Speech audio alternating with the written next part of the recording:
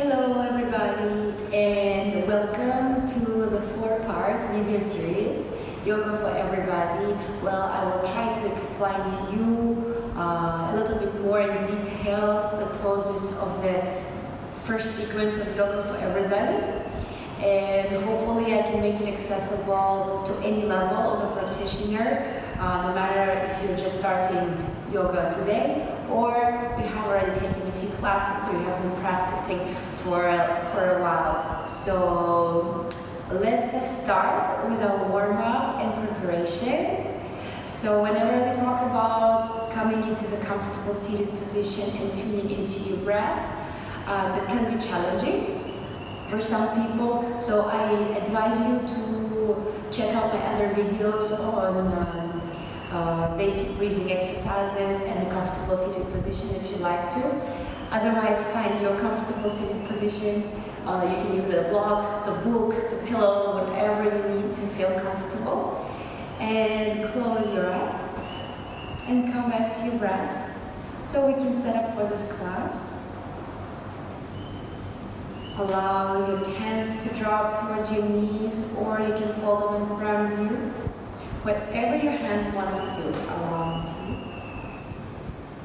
Slowly tune into your breath and feel how it is moving through your body. And it's filling you with oxygen and positivity.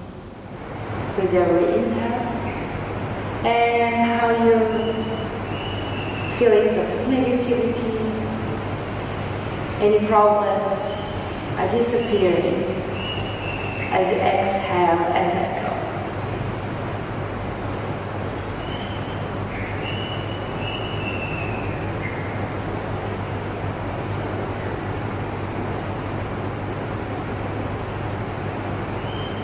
And as you tune into your body, slowly start opening up your eyes. And we will come onto our fourth to start our as a first part of the sequence for our warm-up. So whenever you come onto your fourth, really make sure that your wrists are under your shoulders. Because this way you stack your joints and it makes it much more safer and you can engage your arms much better. And then make sure that your hips are over your knees. Again, so stacking our joints together. Now push the floor away and you can either tuck or untuck your toes. Now engage through your hands, spread your fingers as wide as you can. Really spread, project through every finger and put it down. And the same, and start pushing into your fingers as well, pushing into the base of the hand, so the weight of your body is spread evenly through both of your hands and your fingers. So as you push the floor away, feel how your shoulder blades are widening and pull your belly in slightly. And here, keep your belly strong, take an inhale, now drop your chest and squeeze your shoulder blades together, push yourself forward. As you exhale, round through your back and try to push your pubic bone towards your forehead while still pushing the floor even harder. As you inhale, move with the breath. Look up. Again, pull your belly in to protect your lower back. Squeeze your shoulder blades together. Pull your shoulders back. Lift the chest up. As you exhale, pull your belly button even more closer towards your spine. Push the floor away with your hands and round through your back, pulling your pubic bone to your head. And with the next inhale again, come and open up through the chest, squeezing the shoulder blades together, pushing the floor away evenly through your fingers, and come back to control. Create a little bit of space on your mat. We will move into our puppy pose. The puppy pose allows us to open up our shoulders to prepare us for like a down dog or even some back bends. So it's a very, very nice shoulder and heart opener. Start walking your hands now forward as much as you can. Maybe if you can into the length of your mat, but try to keep your hips over your knees. So as far forward with your hands while still keeping your hips over your knees. And from here, slowly drop your forehead to the floor. Now, if your forehead doesn't touch the floor and the shoulders are too tight, this is where we will use the brick. So, put the brick in front of you, walk your hands, and drop your forehead onto the brick. Your head should be relaxed, working only your shoulders and working only into your legs. Keep pushing your hips back and engaging through your shoulders by pulling your biceps all the way up while triceps trying to touch the ground. So it's really opening, widening through your shoulder blades. And pushing the floor away, pulling your hips toward the back, pulling your belly in, your belly button is touching your spine. If you'd like to go deeper, remove the block and drop your forehead down. Now once you're ready, and if you're not ready to go deeper and it's already stretching your shoulders quite strongly, just stay there. Otherwise, if you want a bit more stretch, release your belly button, release your chest to the ground, and drop it all the way down. Now, if your chin is on the floor, try to lift it up and see if you can give yourself a deeper back bend.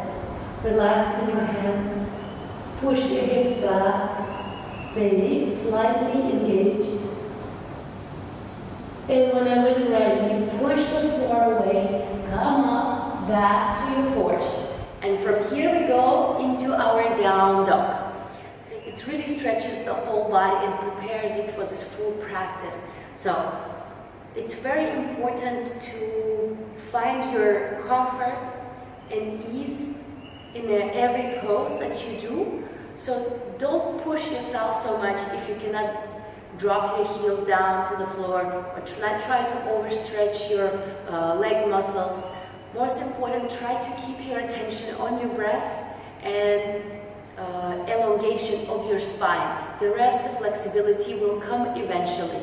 So bring your hands a little bit forward on the same line. Again, same thing. Activate through your fingers. Push the floor away, tap your toes and lift up your hips and push even more the floor away with your hands.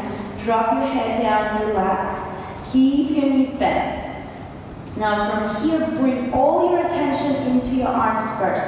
Your hands are pushing the floor, biceps looking up, triceps looking down. How do we do that? To feel it more, you can micro bend your elbows and push your elbows toward each other.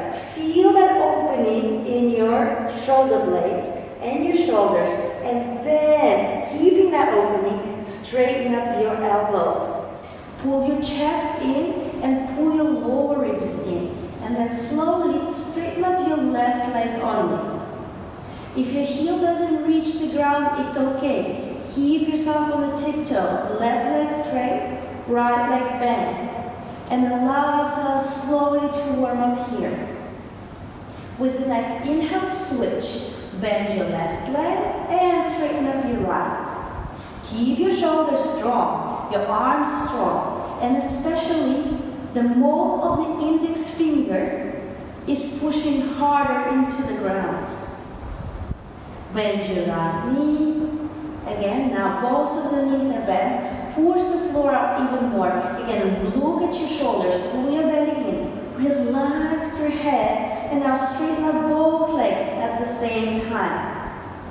Pay attention to your spine. If your heels don't reach the ground is okay. Keep yourself on your tippy toes and keep pushing your hips up while allowing your chest to elongate toward the floor. And then slowly, with some practice, your heels will touch the ground one day. Push your thighs toward the back. And slowly bend your knees. Come back into your force. So, that was your down dog. We'll try to do it just one more time. And a little bit more dynamic. And then we will try to find a static pose. Pay attention to your shoulders. Pay attention to your back, elongating your spine. And then slowly pushing again the legs toward the back as you will stretch the back side of your legs, your hamstrings and your calves. So come back on your fours, slightly move your hands forward, tap your toes, lift up your hips, prepare your arms, open up to the shoulders by bending your elbows and then straighten them up and pushing the floor away. Release your head, is relaxed, and then straighten up your left leg. Inhale, bend it. Exhale, straighten up your right. Inhale, bend your right knee. Exhale, straighten up your left. Inhale, bend your left. Exhale, straighten up your right leg. Now inhale, bend both. Exhale, straighten up both knees. Push the floor away and elongate through your spine. Push the hips higher toward the ceiling. Push your thighs toward the back of the room. Head and neck so relaxed while shoulders are strong and hands are pushing evenly into the ground. Take one breath in here and exhale completely.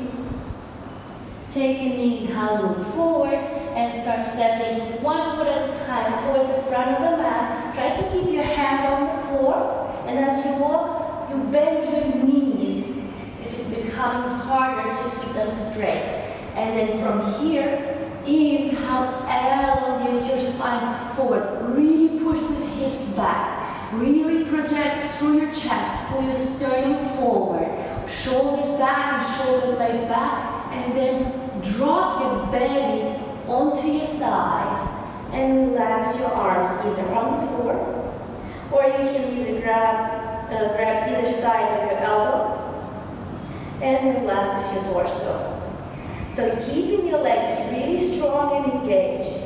Push the floor with your legs and make sure that the weight on your feet is spread evenly between the right and left foot, between your heel and the front of the foot. Push your hips high up and find your inner thighs and push them toward the back as well. And allow yourself to relax here. Slowly drop your hands onto the floor. Now take an inhale again. Elongate your chest forward. And now spread your feet a little bit wider so they will hip width apart. And from here, again, keep your knees bent if you need to. If you can straighten them, you can straighten them. Otherwise, keep them bent. Don't strain your hamstrings so much. And then drop yourself all the way down. Make sure your belly is touching your thighs. And then release. Slowly walk your hands to the left side. And now put more weight into your left foot. And then if you can straighten up your left leg to allow for the more stretch on your left side while keeping your right leg bent. Make sure the weight is spread evenly in your left foot in between your toes and your heel. Take an inhale, bend into your left knee, walk to the front. As you exhale, walk your hands to the right side and now straighten up your right knee if possible. Keep your left knee bent and then relax your torso again toward the ground. The legs are strong, the hips are pushing up toward the sky, but the spine and the back is relaxed, allowing the gravity to pull it up with your pelvis and elongate it down, allowing your lower back to relax. And if you cannot go down so low, you can always stay higher. And then you can always use the block to prop yourself higher, like this. Just make sure that you feel comfortable and you can really elongate through your spine. Whenever you're ready, take an inhale, walk back, bend into your right leg. Inhale again, look forward, push your shoulders back, squeeze them together, sternum forward, and then exhale again, drop yourself down. Really good. Spread, now put your hands on the floor and spread your feet about your mat width apart, and point your feet out to the side. Slowly start lowering down your hips into the squat. Now, if your squat doesn't look the same way, it's okay. Many people have trouble of putting the heels down onto the floor. So for this reason, you can either use the block, the hook, whatever you have to support your heel so you're not standing and struggling to find your balance here. So put your heels up. Imagine you have high heel shoes. Or if it's too much with your book or your block, grab a towel, just roll it up and make yourself another heel. If your heels touching the floor, perfect, stay here. Just make sure your feet are comfortable. Now, put your elbows into your inner thighs. This is very important that you put it in the inner thighs, not on your knees. You want to protect your knees, so slide them down and bring your hands together and then try to push your knees apart, bringing your hands in front of your heart center. Drop your tailbone down toward the ground and bring your chest all the way up toward the sky. Pull your belly in and squeeze your shoulder blades together. Take a deep inhale into the center of your pelvis.